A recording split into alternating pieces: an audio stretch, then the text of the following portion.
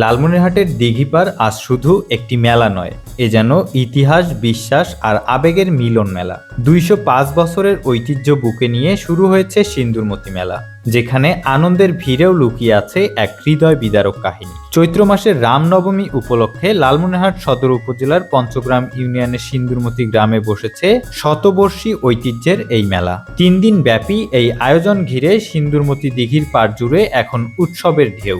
দেশের বিভিন্ন প্রান্ত থেকে আসা হাজারো ভক্ত, পূর্ণার্থী আর দর্শনার্থীদের পদচারণায় মুখর পুরো এলাকা। পূজা অর্চনার পাশাপাশি চলছে বর্ণিল বাণিজ্য, লোকজ সংস্কৃতি আর গ্রামীণ আনন্দের আয়োজন। আমি প্রতি বছরই আসি। এটা একটি প্রাচীন ঐতিহ্য সিন্দুরমতি। এই পুকুরটা হচ্ছে ওরা ডুবে গেছিল, সেই জন্য এখানে সিন্দুরমতির মেলার আয়োজন করা হয় তাদের স্মৃতি ধরে রাখার জন্য। এখানে প্রতি বছর অনেক সুন্দর মেলা বসে। আমি প্রতি বছরই আসি আমার মায়েদের সাথে, আর এখানে এসে খুবই ভালো লাগে। আমার বাসা হচ্ছে রংপুরে। আমরা এখানে প্রতি বছর আসি মেলাতে, খুব ভালো লাগে এবং অনেক লোক হয়। আপনারা যারা যারা আসেন নাই অবশ্যই আসবেন, দেখবেন এখানে অবশ্যই অনেক মজা হয়, অনেক কিছু দেখার আছে।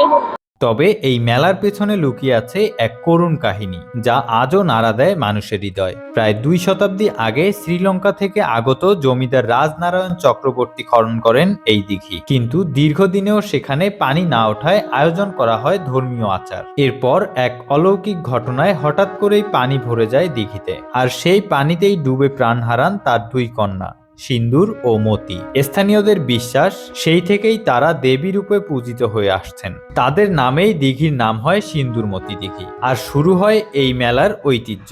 মেলাকে ঘিরে বসেছে শত শত দোকান, হাত পাখা, মাটির পুতুল, উড়ন গামছা, খেলনা, প্রসাধনী, ধর্মীয় সামগ্রী, সবকিছুতেই জমজমাট কেনা বেচা। জিলাপি, ফুচকা, ঝালমুড়ির দোকানে উপচে পড়া ভিড়। আর শিশুদের জন্য নাগরদোলা, ঘোড়ার গাড়ি, বেলুন, সব মিলিয়ে এক অন্যরকম আনন্দলোক। এই মেলায় সবচেয়ে বড় সৌন্দর্য সম্প্রীতি। হিন্দু ধর্মাবলম্বীদের এই উৎসবে অংশ নিয়েছেন মুসলিম সম্প্রদায়ের মানুষও। ধর্ম, বর্ণ ভুলে সবাই মেতে উঠেছেন একসাথে। যেন এই মেলা কেবল উৎসব নয়, একতার এক জীবন্ত উদাহরণ।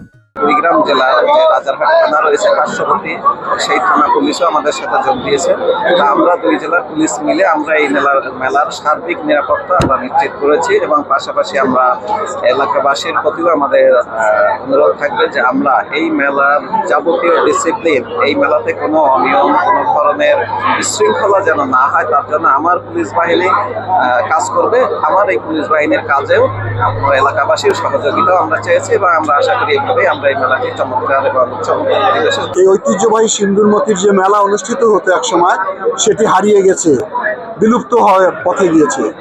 আমরা সেটাকে সরকারের পক্ষ থেকে দায়িত্ব গ্রহণ করে এটাকে যাতে স্বাভাবিক অবস্থায় ফিরিয়ে নিয়ে আসা যায়, নিরাপত্তার সঙ্গে পূজা অর্চনা করতে পারে, পুণ্য স্নান করতে পারে, সেই ব্যবস্থা গ্রহণ করার জন্য 2 জেলার নেতৃবৃন্দের সঙ্গে, কর্তৃপক্ষের সঙ্গে, প্রশাসনের সঙ্গে আমি বৈঠক করেছি। সেই আঙ্গিকে আজকে মেলা অনুষ্ঠিত হয়েছে, এবং আমাদের একটি পরিকল্পনা রয়েছে এই সিন্দুরমতি পুকুরকে ঘিরে, যাতে করে এটাকে নিরাপত্তার বেষ্টনীতে আমরা রাখতে পারি। সেজন্য একটা পরিকল্পনা আমরা গ্রহণ করেছি, প্রকল্প গ্রহণ করেছি, যাতে ঐতিহ্যবাহী পুকুরটাকে আমরা ধরে রাখতে পারি, বাংলাদেশের মানুষের কাছে পরিচয় করে দিতে পারি। সে কারণে সীমানা প্রাচীর নির্মাণ করা, পূজার জন্য মন্দিরগুলোকে সংস্কার করা, সুন্দর করে তৈরি করা, আরও যেন ঘাট তৈরি করে পূজার যারা আসবে তারা স্নান কাজটা সম্পন্ন করতে পারে, এখানে বিদ্যুতের ব্যবস্থা করা, সামগ্রিকভাবে একটা পরিকল্পনা আমি গ্রহণ করেছি। আমরা আমাদের পরিকল্পনা মাফিক কাজ করব, যাতে আগামী দিনে এই ঐতিহ্যবাহী 200 বছরের সিন্দুরমতি পুকুর একটি দর্শনীয় জায়গা হয়, এবং সনাতন ধর্মের মানুষের নির্বিঘ্নে পূজা এবং তাদের স্নান কাজ সম্পন্ন করে একটা বৃহৎ আকারের মেলা অনুষ্ঠিত হতে পারে। ঐতিহ্য, বিশ্বাস আর সম্প্রীতির এই মেলবন্ধন সিন্দুরমতি মেলা যেন প্রতি বছরই মনে করিয়ে দেয় বাংলার মাটিতে উৎসব মানেই একসাথে থাকার গল্প। Desk report, Lalmonirhat news.